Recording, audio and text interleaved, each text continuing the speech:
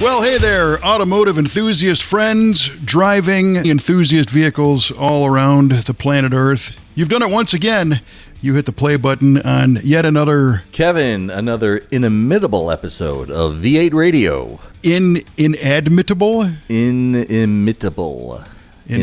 Oh, as in like you cannot imitate it. Exactly. So it technically means so good or unusual as to be impossible to copy. Well, it's unusual, all right. You could say often imitated, never duplicated. New look, same great taste. Exactly. So this is the V8 Radio Podcast. I'm your host, Kevin Oeste, joined as always by our esteemed co-host, Mr. Mike Clarke. And we'd like to welcome our very special guest, our number one requested repeat guest, the lovely and talented Mrs. Kelle Oeste. Good evening, gentlemen. Thanks for having me on. Oh, yeah. Thanks for coming back. I hear I've been requested. All the time. And Kelly's got some really big news that she's going to be sharing on this episode. For real this time, not like our typical big news that really doesn't amount to anything. But before we get into that, those who tune in regularly to the inimitable V8 Radio podcast, they know that we launch every episode with an automotive trivia question in which we throw the questions out in the beginning and make everybody sit through the whole show and reveal the riveting answers at the end. So, because you are our guest, Kelle, have you prepared a trivia question? I did. My question is, what year, and bonus points if you know the name of the act, but what was the first mandatory federal safety standard act for motor vehicles? What was it called and what year? Ooh. Oh, boy. Oh, my gosh. The act was the first mandatory federal safety standards for motor vehicles. Okay. Oof. For motor vehicles. For motor vehicles, what year? Maybe not necessarily for drivers, or... It's for the vehicle. Correct. Yes, it's for the vehicle. Yes. Safety standards for motor vehicles and road traffic safety. Oh, my word. It just keeps growing. Right. Better and better. Bonus of the year, right? Yeah. The year and the bonus the is year is name. going to be much easier. Yeah, the year is going to be much easier than the name of this thing. All right. Oh, now we need to know the actual name? Yeah. I said it's a bonus Boy. if you know the name. All right. Well, good luck. Mike, what do you Yeah, got? thanks, buddy. Thanks a lot. All right. The year, I'm going to say 1937. And I'm going to say the act was called the Don't Get Killed by Your Car Act. That sounds very governmenty. Right, pretty much. All right. So the Don't Get Killed by Your Car Act? Is that what you said? Yeah, that's what I said. What would the Don't Get Killed by Your Car Act entail, by the way? Probably safety glass, I think, was one of the first safety improvements put on automobiles. And I believe that was in the 30s. Okay. And that's all I got. Well, I'm going to go with 1911 as the year. And the act was the Mann Act, M-A-N-N. Oh. That's my guess for the name. And it referred to mandatory vehicle lighting. Named, of course, after Manfred Mann, who eventually wrote a song called Blinded by the Light. And he had a Mighty Earth band to go with it. He did. It was all wrapped up like a deuce in the middle of the night. Or, the runner in the night. Or whatever version of lyric you want to believe. That's my guess. All right. Nice. Moving on. Mr. Cue-Ball, did you question? Mr. Cue-Ball did come up with a trivia question. So, what do you got? You're very familiar with certain call-outs on cars and trucks like Z28, Z71, Z06. Corvette, but as you know, those are actually RPO codes that General Motors uses to designate what parts are used in their cars that they build. So my question to you is, when did General Motors start using RPO codes to designate what items or options were used to build a car? Okay, because I am a really accommodating person, I'm going to defer to Kelle. And our RPO is a regular production order code number for an option. Okay, and your question is, when When- did they start using them? Correct. Yeah. When did General Motors start using RPO codes? 1952. Ooh. There you go. Okay, 1952. I'm going to go a little bit newer than that. And I'm going to clarify something. This isn't the first time they use the RPO code as a name for a vehicle. This is just RPO codes in general. Correct. Yes. Then I'm going to say 1961. 1961, Kevin says. All right. Final answer, both of you? Yep. Yes. Duly noted.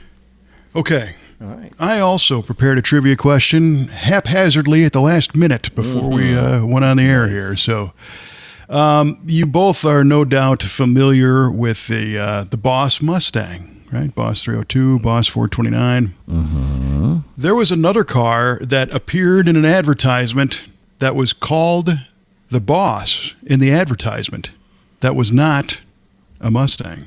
What was it, and what year for the bonus? Oh, Once heavens again, to a Betsy. vehicle marketed as the Boss was not the Mustang. Well, because I am accommodating, I'm going to go ahead and allow our lovely guest, Miss Kelle Oeste, to go ahead and take the helm on this one. Was Look it how owned by polite. Bruce Springsteen? Yo, Angela! There's all kinds of bosses. I'm going to say 1964, like a truck of some kind. I don't know. 1964 truck of some sort. 64 truck of some sort. Cue ball, what do you got? Okie dokie. Oh, not that much goodness, I'll tell you what. So it was a car that was marketed as the Boss, but was not a Mustang. Correct. Well, you said car and I said truck, darn it. Well, you know, Could be a vehicle. a vehicle. Okay. I'm just going to take a stab and say this was after the Boss Mustang. And I'm going to say it was, you know what? I'm going to say it was the Mercury Cougar, the Boss Cougar, the very seldom heard from Boss Cougar of Very interesting. of 1970. So there you go. Okay. We will find out at the end of the show. Ay, ay, ay. I can't wait. All right. On with it. With the show. Okay, Oh, so that was great.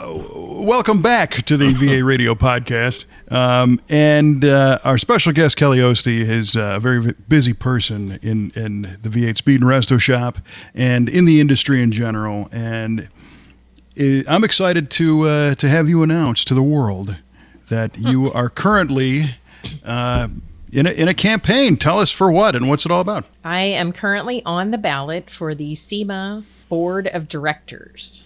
Da, da, da, da. That is outstanding.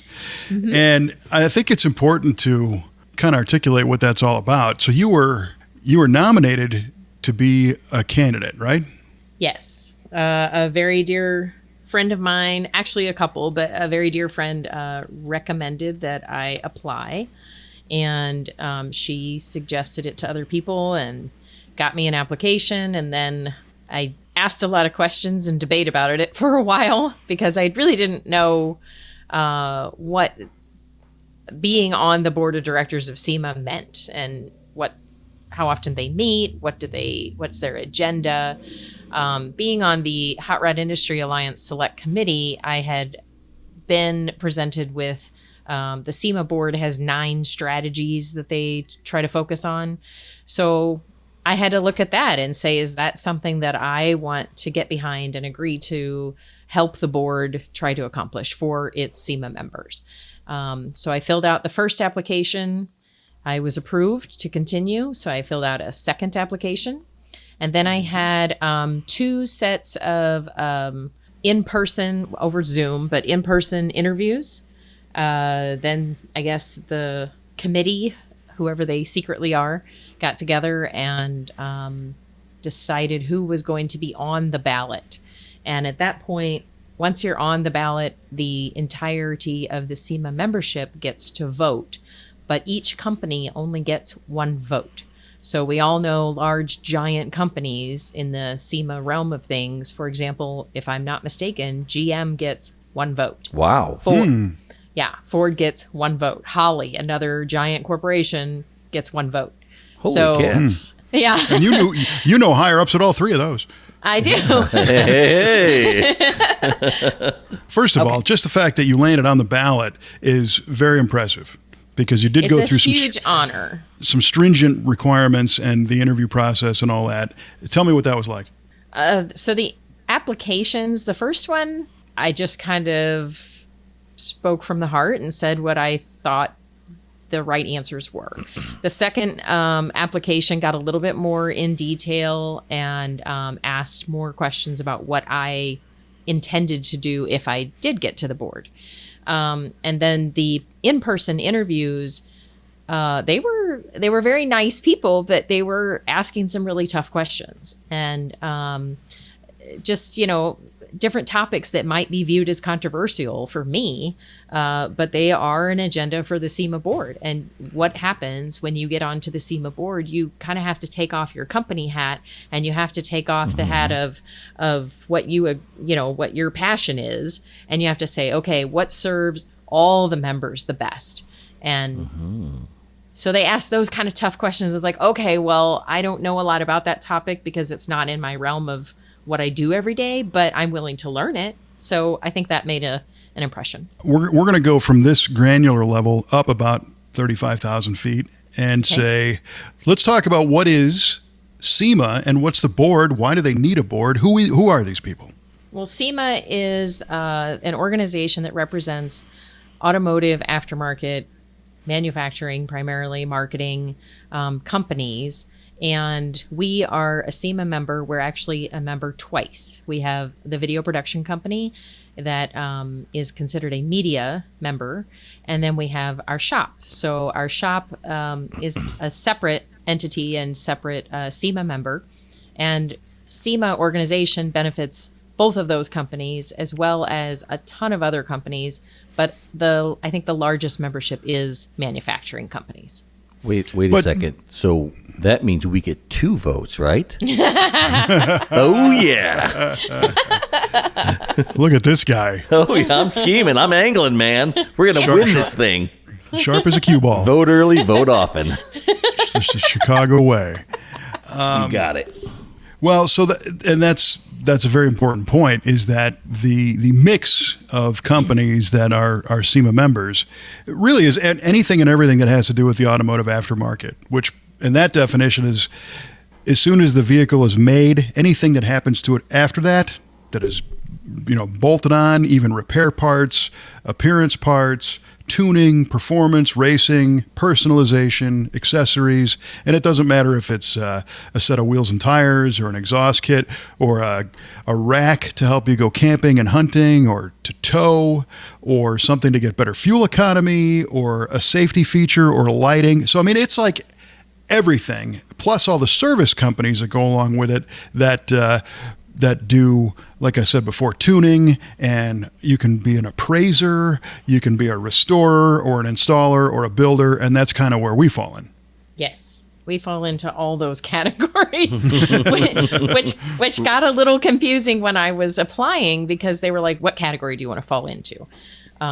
So we figured it out. In the end, we believe the distributor retailer category, and there are 4 people running in that section, and there are only 2 that can be on the board. Oh boy. Oh man, here it goes. It's a heated race.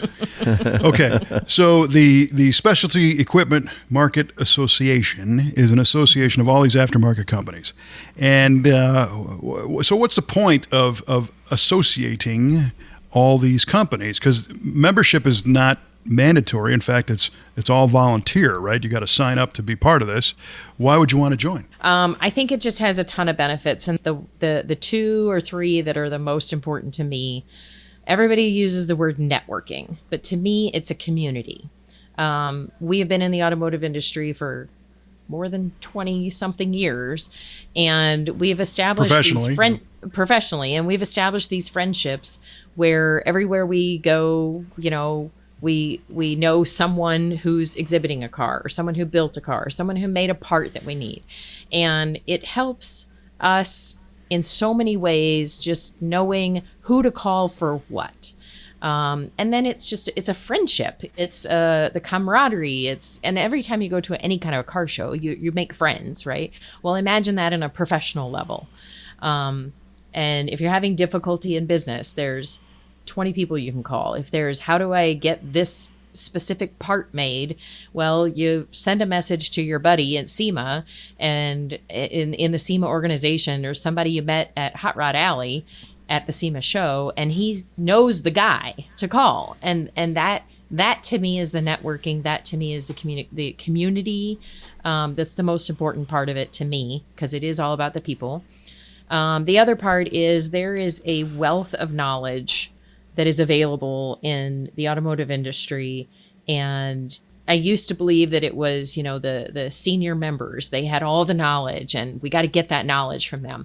But there's a lot of youth who are coming up with some really amazing things and technology that we can all use. So I look at SEMA, the organization, as a ability to get an education that you really can't find anywhere else. Whether it's in person or all the social media, everything that everybody does, the SEMA Garage, the education days that several of the councils present. I mean, if you want to figure something out in the automotive industry, I think being a member of SEMA advances your abilities to do that. If you reach out to a fellow SEMA member, you already have kind of a foot in the door because you're both members. But you can talk to somebody who has the street cred of actually doing what it is that you're asking, as opposed to, imagine being in a hot rod shop and you need to know a process about accounting. What are you going to do? Call a local accountant who knows nothing about what you're trying to do? Or you can call a SEMA member who also builds hot rods, but maybe on the other side of the country and has been through it. Well, I have, in fact, called SEMA members about accounting questions. And one of it is, how do we bill for our supplies? How does anybody track inventory? These are questions that in our world might be different than other businesses. And it's just very helpful to call someone who's running a business similar to you or has had that experience in the automotive industry, and to be able to call a SEMA member and that you've met at a car show or at the SEMA show, and they're your friend and they'll be honest with you. It's very helpful. Yeah, they're authentic, and if you already respect their work, even if you don't know them face to face, again, you got that little foot in the door, if you will. Mm-hmm. Now, we all work in what I like to call a passion-driven industry, right? So just about every single company that exists, not only in SEMA, but in the automotive aftermarket, started because somebody is a car or truck enthusiast and they had an idea, and either they built a car and somebody said, I like that, can I get one? And then they're in business. Or they made a part in their garage and it worked and somebody said, you could sell those, and next thing you know. Or they're a racer and they set some record and people joined on to support them, and on and on from there. Very few of these start off going to business school. And passion-driven businesses have a hard time because they do their passion. They don't necessarily do business, right? So tell me a little bit about, the history that you have with being in that very scenario of starting a business, doing the product of building cool cars, but not really having, a formal education in business management. Well, we've talked about it before. We started our company on my parents' farm. So we built our own shop. We built the first pieces of the first cars that we built. We built me learning how to weld, my dad teaching me mechanical, my brother teaching me bodywork and paint. And nobody in my family knew anything about managing or owning a business or paying employees or taxes or insurance. And so a lot of that I learned just struggling to find the information. But as I got more involved in SEMA and I met more people and I had more of a network of people to ask those questions to, it got a lot easier. Your previous life before we started this business did expose you to some business experiences that I think you still call upon every day, not necessarily automotive related, But you have a long history of working in law firms. Yes, I worked in law firms for 13 years. I primarily worked with attorneys who did real estate transactions and just kind of corporate law. So that helped us when we were establishing our company, deciding if it was going to be a LLC or an S Corp and all those kind of things, and some of the corporate document stuff.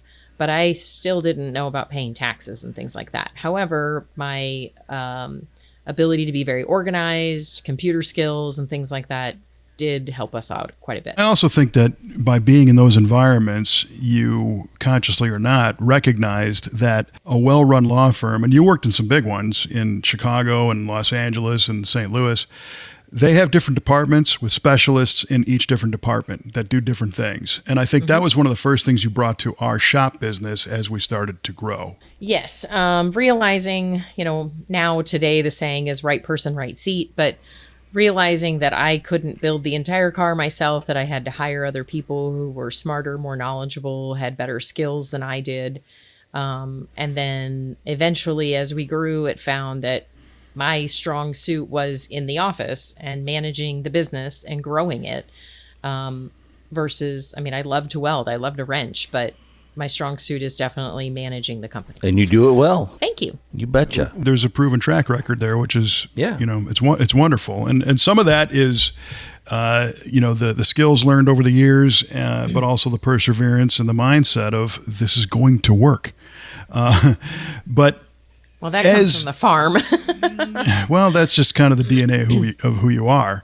Right. But what did you do to get some of these skills of learning how to interact better with people and manage things and numbers and things like succession planning and KPIs and all that jazz that somebody who's working as a technician doesn't ever want to hear? I admitted that I didn't know, step one. Step two was I admitted that I wanted to learn and I was open to learning.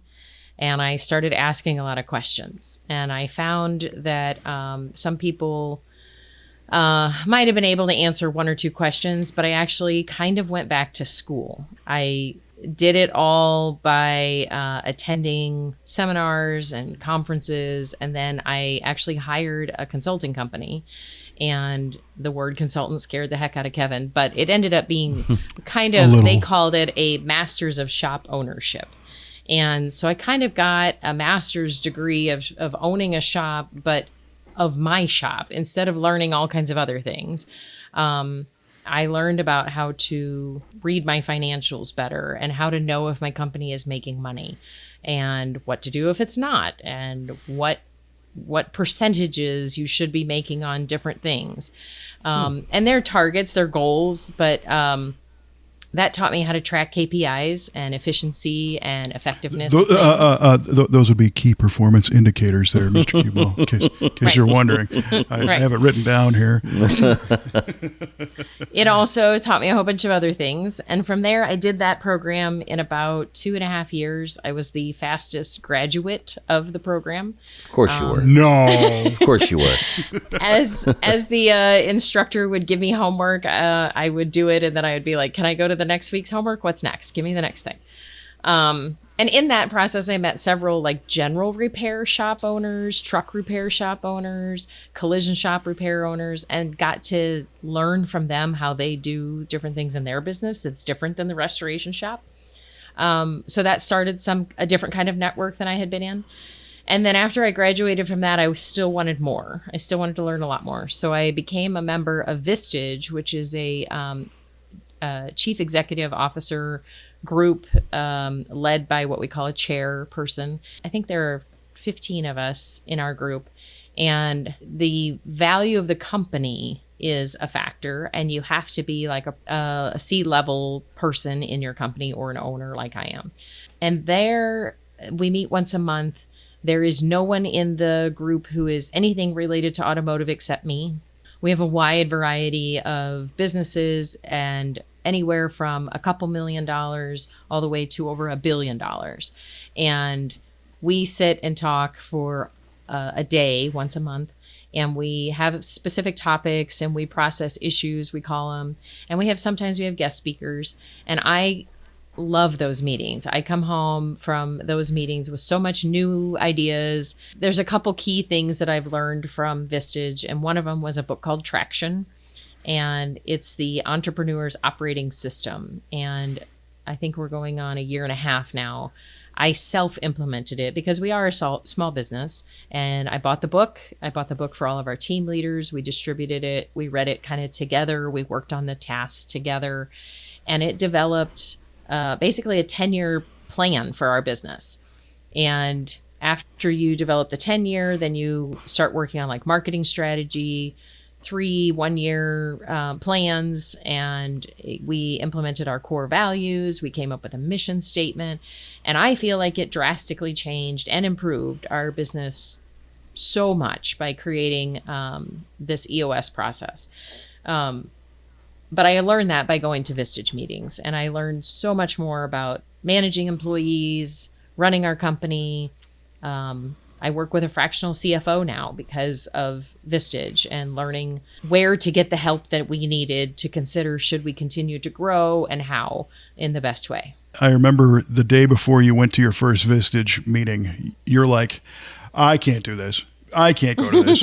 And I'm like, well, why not? And you're like, there's going to be a guy sitting at this table that is a CEO of $1.5 billion construction company, and here's me.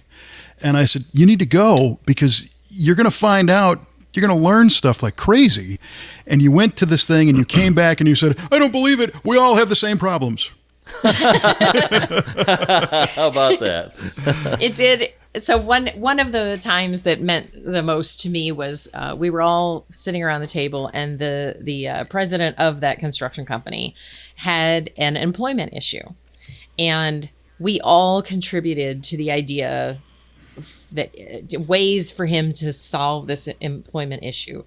And it was very interesting because regardless of size of our company, regardless of quantity of people we employ, we all contributed something. And he has a board of directors. He has investors. He has tons of people who are telling him what to do and how. And then we're all sitting in this room, and he's like, okay, and at the end of the process, you say what you're going to do. And then the next month when you come in, you say how that turned out. Ooh, cool. But they are my board of directors, is how I feel that I can pass things through them and ideas and get recommendations from the group that we're in, and they are extremely helpful and very encouraging to me, even as a smaller company. They're really excited to see what we build and how our business is growing. They're very helpful. Well, and what I really like about them is, again, these are non-competing businesses. You didn't know these people before you started, so there's this cool level of anonymity, and you become friends.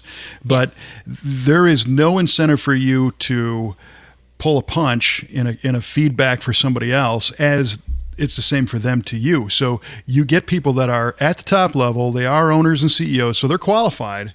Mm-hmm. And the environment is set up to where if somebody sees something that they don't dig, they're going to tell you, which is, you don't need a room full of yes men. You need people that can say, no, you got to think of it this way. Oh yeah, they're very good at that. And what you're talking about here is leadership development. Absolutely. That's majorly the focus, is growing into be a leader, not a boss, not a manager. It is leadership development. And we've all determined the value of anybody that we work with, not only our employees, but our vendors, our customers, and everybody that is anything to do with our businesses. We need to lead that situation the best possible way that we can in order for our businesses to last. And you've also gone down some interesting paths of personal development and personal leadership training. Yes. So there's a friend of ours in the automotive hot rod industry. His name is Kenny Davis. And Kenny is on a mission to improve the world by sending several of us to a leadership training program called Discover Leadership. And it is a 4-day, no cell phone, major immersed leadership training program. And it is life-changing. I advise everybody to participate. And I went last January, and I was scared to death to go. I remember I was just so worried because I didn't know anything about it. It does seem like a little bit of a super secret squirrel operation thing. But went, and like I said, it's a 4-day process that you go through. It's very much focused on self-development and leadership. You cannot be a good leader if you have junk in your trunk that you need to let go. And it was very, very helpful. And when I came back to the shop, I feel like that made, again, another significant change to the way we run our company and the way we treat our employees, and the way that we treat our customers, the way that we talk to them. We learned a ton about DISC assessment, and the personality traits of people and how they like to be communicated with. And it's just been an incredible opportunity that I had to go in January and learn from them. The best bonus part is that since then, I have stayed very much connected with the trainers. And just last week, I had a really difficult decision to make, and I called Debbie, one of the trainers, and I ran the situation by her, and she helped me make a decision. So they continues to support your leadership training even after going to the class. Yeah, it's cool. It's stuck, and I was fortunate that you set me up to go through that as well, and we have talked about that on this podcast before, that it was very impactful. And we've sent some of our team members, and we had a lighter version where they actually came and presented to the whole shop of all of our team members, which was They spent 2 days at our shop giving leadership training to the entire team. And Mike, you got to attend. Yeah, What did you think about it? That was my first day of employment, was that Discover Leadership training. So that was quite unlike any other experience I've ever had. Crying like a little girl. Oh my gosh, I was blubbering. Oh my Lord. Well, don't make anybody scared to go because they're going to cry. No, they're good cries, definitely. Yeah. I mean, you're able to release a lot of anxiety that you didn't realize you had, and it gives you a lot of perspective on how to, just do things differently and be more productive. And it was really great. For you, Mike, I pick up on if I come to you and I say, hey, we have this project and I want to see if you can help us with it. You definitely show leadership by taking it as your project and going to the team that I ask you to work with. And I don't have to worry about it. It's done. It's taken care of. And you communicate so well with them. I mean, it's wonderful, the leadership that you exhibit in our shop. Well, thank you. I appreciate that. That's very nice. For sure. Is that part of my performance appraisal? I mean, I'm at about 1 year right now. I mean, You're we getting could do so close. an on-air performance appraisal. I don't think has ever been done before. Let's not I think I think it happens about every episode, if I'm not mistaken. Yeah. When I walk through the shop, when I pull up in the morning and I see the shop buildings, I am filled with pride every day of the quality of work that we produce and the people that we have working at our shop. The people are... we employ 32 people right now. And how on earth did I put 32 people together who all mutually respect each other, do not throw wrenches, do not self-sabotage or sabotage somebody else intentionally? The respect and dedication and passion for what their jobs are is so impressive and so admirable. And that's, to me, what it's about. I mean, when I see the cars, I'm like, I'm really glad we have a shop full of cars to work on. But to me, I'm really most happy that we have a shop full of people who are so amazing. It is impressive, for sure. And it's interesting when people come from a different type of business or different type of shop, and they have a preconceived notion of what a hot rod shop or a muscle car shop is going to be. And they walk through and they're like, yeah, people aren't messing with each other. They're not doing practical jokes. It's not an us versus them, or us, versus the front office versus everybody. It's a team. It's a great example the best team. Of a team. It's a fantastic team. I got to tell you that. I mean, I've worked at a few different places over my career, in different industries, and this team that we have is very cohesive, and everybody works so well together. I mean, it's like one unit. Yep. So even in that environment, things don't always go well, and there's different opinions and different perspectives that come up. So you have kind of a strategy of working with people.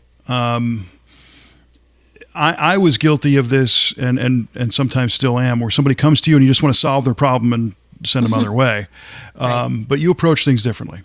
Right. So a tip of the hat to our shipping and receiving and team leader, Sarge. Sarge gave me some advice a long time ago to be curious. So when someone comes into my office and they're ranting, rah, rah, rah, this didn't go right, this part stinks, whatever, this thing didn't happen correctly, I start asking questions. And sometimes I ask a lot of questions. And sometimes my questions, somebody might think, they need to respond defensively. And I continue to keep working with them and communicating with them. What ideas do you have? How do you recommend we fix this? We have staff meetings every other month, and we talk about what does the entire team want to talk about? What do they see as an issue, and how do they see to fix it? Of course, I want to jump in and fix it, but I know that if I step out, if I go on vacation and the issue arises again, I'm not going to be there to answer that question. So they have to learn the tools or who to go to in the shop to answer those questions amongst themselves. And that helps everybody grow. Right now we're on a mission. We have A, B, and C level technicians. And our goal is that the C levels become Bs and the Bs become As and the As continue to stay with us. And they're teaching the C's and B's, and everybody has a role in our shop that is all about educating each other. Yeah, and it works. And your point of sometimes your questioning feels like questioning and not curiosity, where it's like, well, why did you do it this way? Why did you do it that way? Yeah, but the important part here is that you're not looking for an answer to satisfy that question. It's almost, like therapy. Therapy is there to help you talk things out and figure things out. And that's why you're doing those questions. Mm-hmm. Why would we want to go this route? Well, we went this route because of this and this. Okay, well, why was that a good idea? Well, we did it, and not you're under the microscope and you screwed this up and it's your fault. Right. I think that a lot of people who are in our type of industry and our business and small businesses in general, the owner of the company probably started it being able to do everything. And so when an employee comes to them and they ask for help or they complain about a situation didn't work right, a lot of people who are supposed to be growing their businesses or managing their businesses will go back out into the shop in our situation and start doing the task. And so then the person who came to them didn't learn how to do it. And also the business isn't being managed. So that is a significant thing we noticed, especially in the engine machining side. Usually it's one guy, right? He's answering the phone, he's ordering the parts, he's talking to the customers, and he's running all the machines and measuring all the stuff. And that becomes very difficult to have a successful business when you're trying to do it all yourself. For sure. And that, like you said, that's the nature of the performance automotive aftermarket, because the doers are the ones that started the businesses, and they don't want to, they find themselves kind of floundering, because if you've got all these responsibilities, you can't do any one of them with a level of expertise anymore, because you just get buried. And you know all about that, Kevin, because you try to do all the things. No idea what you're talking about. Kevin does less now. He's getting better. He's getting better. Way better. Yeah. Well, appreciate that. So at what point, you've been attending the SEMA Show for a long, long time, but at what point did you end up getting kind of officially involved as a volunteer with the organization? For years, I was a member of the SBN, which is the SEMA Business Women's Network. And I attended some meetings. I attended the Gear Up Girl event that they have at SEMA. We've been HRA members and ARMO members for many, many years. But when you're a member at large, it's a little more difficult to kind of get involved, because you got to figure out the specific thing that they need your help with. So about 2 years ago, once I got onto the HRIA Select Committee, that's when I really started getting kind of into to the behind the scenes, if you will. What else is SEMA doing, and what are each committee, what's their focus, what are they trying to do for their members? And that's when I really got excited, because thinking about what the Hot Rod Industry Alliance, what they want to do for their members, and their focus right now is significantly on the builders and the small business owners, and helping them manage their businesses and figuring out how to buy parts, figuring out how to deal with the government and their state, all kinds of issues that the small businesses are having. And the builders are specifically, the Hot Rod Industry Alliance is really trying to help them through different means of education and networking events to meet the right person that can help them. And that's been really cool to see. And that's where I really found my niche. Is I love to help educate any age group and learn from any age group. And the Hot Rod Industry Alliance does education days and seminars and webinars, and we get together at car shows and just hang out and talk business or talk cars. And that's when I really was like, okay, I want to do much more as a volunteer with the SEMA organization and see if I can help even more members. There are those people who think that SEMA is, some sort of a service or a consultant or something you're paying for in exchange for a product or service. But really, it's all about the volunteers. It's made up of us. It's all our companies that do all these different things that individuals felt the need to get more involved in volunteer time to help other businesses be more successful, learn from our mistakes and whatnot, and that was kind of the compelling nature for you to expand your volunteer service. Yeah, absolutely. By being able to learn what the other members are struggling with, and saying, well, I can put you in touch with so-and-so who's also had that issue in the past, or how about we connect you with another shop who's in your state with the same state government situation going on, or did you know about, Prop 65 or the CARB Act that's taking over right now? All these things that, or just simply like, how on earth do I figure out how to pay my sales tax? I mean, because there's all these things on that form that don't mean anything to the automotive industry, but some do. And to be able to have those conversations with shop owners or business owners in general that are members of SEMA and say, okay, I think I know the guy that you can talk to help you with that. And that's really cool. That's what I like. Looking forward, share your thoughts on what you think you can do to help ensure the future of this industry that we all like so much. So the importance of ensuring the future of the automotive industry is significant, because right now the government is trying very, very strongly to eliminate the internal combustion engine. And Boo. If something like that was to pass, even in one state, the significant effect on the automotive industry and all the manufacturers of parts, all the people who are buying parts, building parts, marketing parts, designing, every genre of industry would be significantly affected by that going away. And my goal is to help the business owners learn how to run their businesses better, to be more prepared for simple things like, your business can be shut down if you don't pay your taxes correctly, if you have some type of employee situation. SEMA focuses significantly on the governmental impact.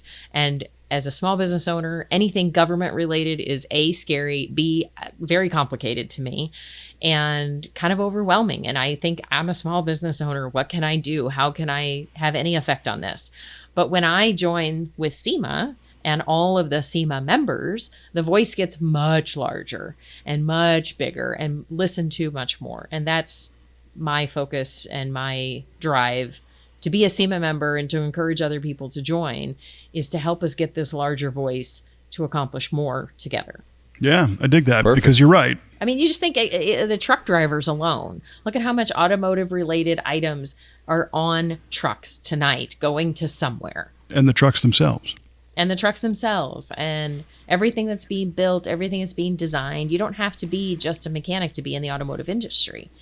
It's remarkable the touch that the automotive industry has on the world. Just last week, there was a couple of two different tours of students that came through our shop at various levels. One was vocational. I think they were both vocational, right? One was more of a welding school, and the other one had automotive and some other vocations. And you have done a lot of those tours. You've done a lot of those presentations to classrooms and to students of all different ages and education levels. And you tell them some interesting stuff that they might not consider about working in the automotive world. If you ask most of the youth, and you ask even their parents most of the time, what kind of jobs are in the automotive industry? Everybody's going to tell you it's a mechanic. Some people might tell you it's a painter. They don't go into all the other things. So, for example, in our shop, we employ 32 people. Well, they're not all technicians. We have a sales guy. So ask yourself, would you rather sell swimming pools or would you rather sell hot rods? And Joe chose hot rods. And Joe chose hot rods. I know the answer to that. Pick me. Yeah. If you talk to Mike, who is buying on a daily basis, it's the coolest job ever. He gets to go shopping with other people's money and buy so hot great. rod parts. And he used to work at a copy and what was it? Like printing repair company, right? Yep. We have a young woman right now who is learning how to be a painter. Do you know the job that she had before that was at the daycare changing baby diapers? What? Ooh, yeah. And she is very artistic. She loves creativity. She wants to be a painter, and she's doing phenomenally well at it. It's just that there's an opportunity. You can do accounting, you can do marketing, you can do human resources. There's just shipping and receiving and all of the creativity of designing and creating parts. It doesn't have to be, you don't have to have a toolbox full of wrenches to work in the automotive industry. Yeah, and it's just cooler than any place else. Absolutely. 100%. I might be biased. Just a scotch. So when we spin all this stuff together and we look at the history that you've had, today when you walk through the shop, say, for example, if you walk through the fab shop and our team is working on a 69 Camaro, you're going to stop. What are you going to do? Yeah, I don't turn wrenches or burn the welding very often, but if I walk through and I see something, I am familiar enough to say, hey, I'd like this to be improved. Or I see that you need an extra hand here. Let me help you. And I can know what the parts are, know where they go on the cars, know how they should look and fit, and pick up on if something isn't going well. And also kind of the process that goes around building a car from start to finish of what needs to be here when, and suppliers and management of parts and all that stuff. Your thumb's thoroughly on the pulse of all that too. Right. Absolutely. Looking at, again, all these different skill sets of being a hands-on technician in your past, working in the law firms, growing up from a tiny business of a couple of us up to still a small business, but 32 people, and all the skills that you've had to learn, some the hard way, some through classes and groups and training and seminars and the volunteer service and everything else. How do you think you would make a good SEMA board member? Because that's a little bit of a different deal. When I think about what it might be like to be in the boardroom having the discussions that they'll be having, I feel like I will be utilizing my experience through the leadership training that I've had and the traction book that I've read, applying that knowledge to the situations and helping them process the issue and come up with solutions. I think the important part is working as a team in the boardroom and saying, okay, you have this opinion and I have this opinion. How can we merge that together for the benefit of everybody? That's kind of where I think I'm going to go what's going to happen in the boardroom. I don't know. But that's the attitude I'm going in with, is how this is a team and we have some major common goals. And we have a lot of people counting on us. And I think we have to work really hard to make the best out of it. Well, and I think that that's the best way to do it. of course, because I'm on your team. But the issues are legit and they're real and they need to be addressed and plans need to be made. And you have an ability to get people to, through your curiosity and through your questions and through leadership, to articulate all the different sides in a manner to where it's a discussion and it's not a battle. And it brings people more to the microphone, if you will, who normally wouldn't say stuff. You have an ability to get people to share and talk about things and then mediate, kind of those situations. So I think it doesn't matter what the topic or the issue is. You have a way to bring people together and to bring the important stuff out. And then when a decision is made, because you're very decisive, you can help people make those decisions. But the other half of that is making it happen. And I think that's something that a lot of very top level management types hand off, but you tend to still get involved and stay on things and stay consistent and persistent to make sure things get done. So I think that's going to be a tremendous asset. Well, thanks. I think that comes from the training that I had in the books that I've read and things where one of our project planner at the shop recently read a poem about somebody, everybody, and nobody or something like that. And it comes down to if you live your life and you say, someday I'm going to do that. Well, someday never happens. Mm-hmm. But if you say, I'm going to do that by June 1st, you've set a goal. You've announced it to yourself. You might announce it to other people, and you're kind of held more accountable, and you got to get it done. And I know that SEMA has many deadlines, and that helps. But I think that when you're sitting sometimes in a boardroom or you are a C-suite level executive, you have other people to do other things for you. So you think it's going to get done, but you don't delegate or you don't say, on June 1st, I need Mr. X to do X, Y, Z. And that is how I run our company. I say, today, Trevor, I need you to get this done. I need this done by Friday. Mike, I need you to process these things and get them finished by Tuesday.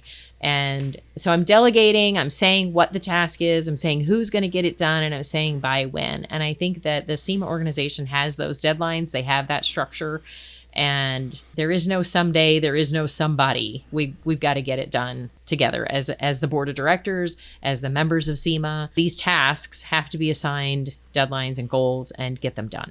I think that's one of the big challenges is because it is made up of volunteer people who leave those meetings and go back to their day job running or working in whatever business that they have, that they tend to think, oh, well, we talked about that, so somebody's going to do it. But what you're stressing is taking the personal responsibility to see these things through. Right. I fully understand attending a SEMA or any volunteer-related event and going back to your day job and getting right back into your day job and leaving that volunteered situation behind. I am guilty of it myself. And I leave these things on my desk and I leave them in my inbox and I put them on my calendar and I say, okay, I've got to call so-and-so for the Hot Rod Industry Alliance on Tuesday. And then, oops, I might bump that to Wednesday. But it's the important part about keeping it on the radar, keeping the communication lines open, knowing that you do have that goal and that deadline and that you do have a tremendous group of people in the SEMA organization that can help us get these things done. And at the end of the day, it's all to help all these other companies be more successful and not have to deal with all the rest of the nonsense. Yeah, I mean, that's the main goal is if we can, as a automotive industry, build stronger companies and have happier owners and who can go home to happier families, who can take care of their families and their friends and enjoy those times with those people instead of being super stressed out about owning a business and I don't know what I'm doing and I don't know how to get this done and I don't know who to call. I mean, can you imagine the world would just be a better place? That's the goal. It makes me think of all those people that we meet when you go to a show or an event or like you and your Vistage group when you tell people what you do and they're like, that's the dream job, man. That's the greatest thing ever. And you're like, well, in theory it is. But if it's I could also get some sleep, I would dream. It's insanely stressful. There's no time off. There's, unbelievable responsibility. So yeah, if we knew what we were doing more, hey, it'd be a better place. It would be a better place.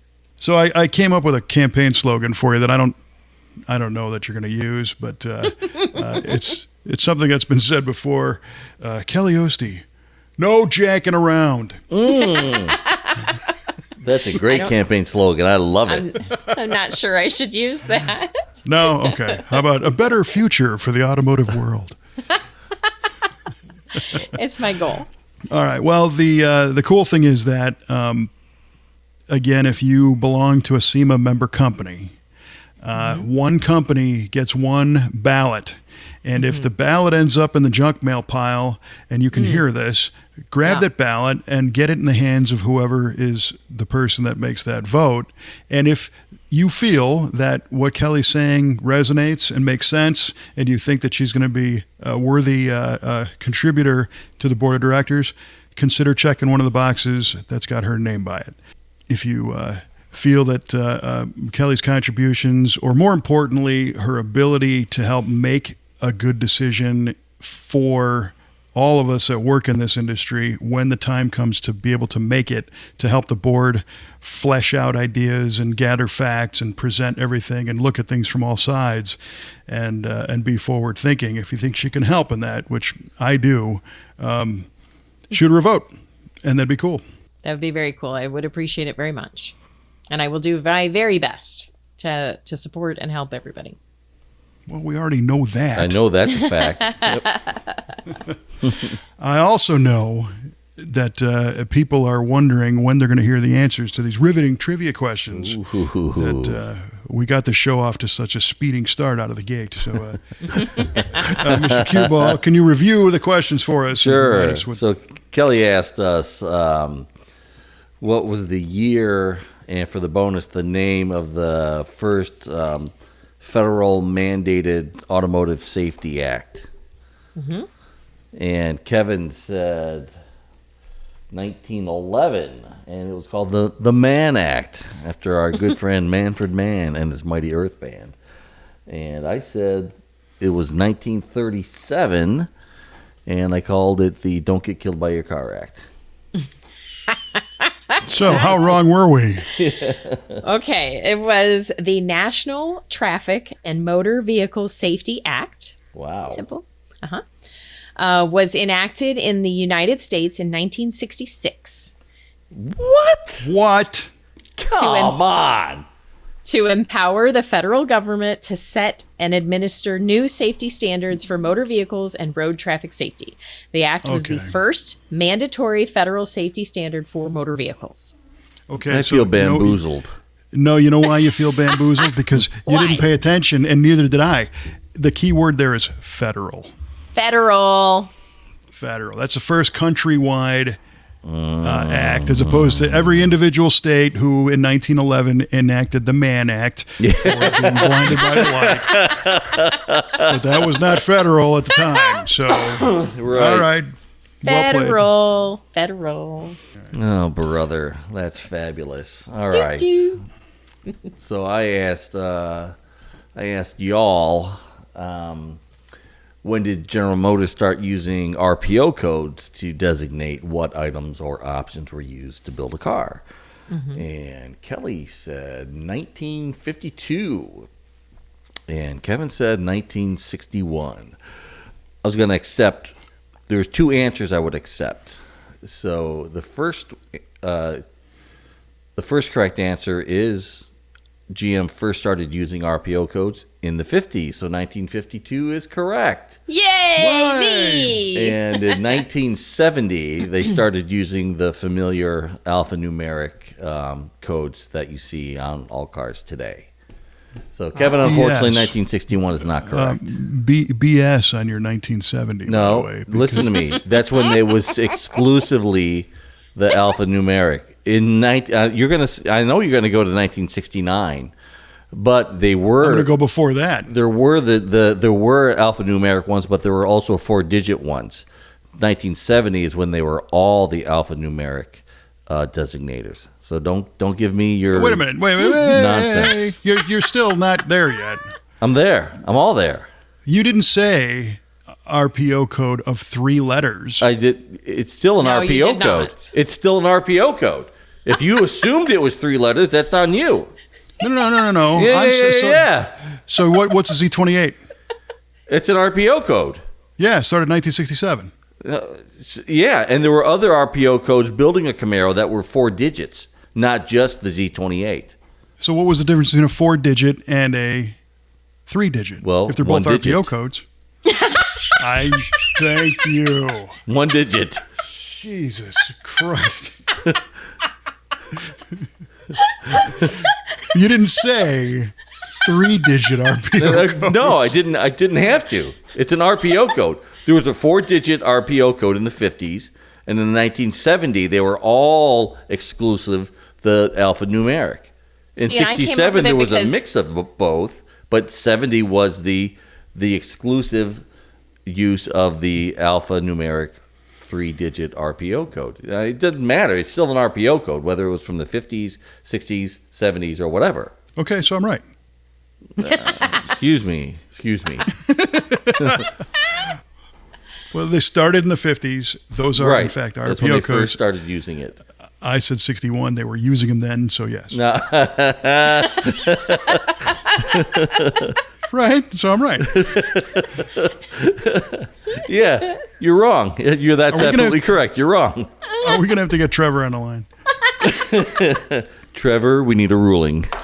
The last trivia question, though, is what everybody wants to know. Yes, sir. You're all familiar with the Boss Mustang. There was another car marketed as the Boss. And I believe there might have been more than one, but the example I'm referring to in specific, Kelly said it was a 1964, and it was a truck of some sort. Mm-hmm. And it could be. I mean, there could have been something like a Trail Boss or something. My mind is kind of thinking. Mm-hmm. But that's not the answer we were going for. Mr. Cue Ball said the Boss Cougar of 1970, which you are referring. There was 2 Boss 429 Cougars built. Ooh. And I believe you saw one of them at the Muscle Car and Corvette Nationals. I may have. It's one in the Brothers collection. I think they sent it out there. But that was never marketed as the Boss. It was kind of the Boss motor in the car. Our friends at Chrysler, Of course. printed ads in 1968, the 1968 GTX. Really? And it was marketed, believe it or not, as the Boss. And I'm going to see if I can read exactly from the thing. GTX, the Boss is back, leading off the all-new midsize from Plymouth for 68. So they called the GTX the Boss in print ads. Well, now you know. Well. I never would have guessed that. I never would either. I never knew this, and I just discovered it recently. By the way, different. to our friendly folks listening, if you can hear all those mouse clicks in the background, that is one Kelle Oeste double dipping. She's on our show and she's working. Way to rat me out, Mike. That's right. It never ends for you. Well, listen, I thank both of you, as always, for joining. Kelly, thanks for sharing those insights with us. Your campaign is still current. You can go to KO4SEMA.com, KO4SEMA, and learn more. Or there's a Kelly4SEMA Facebook group.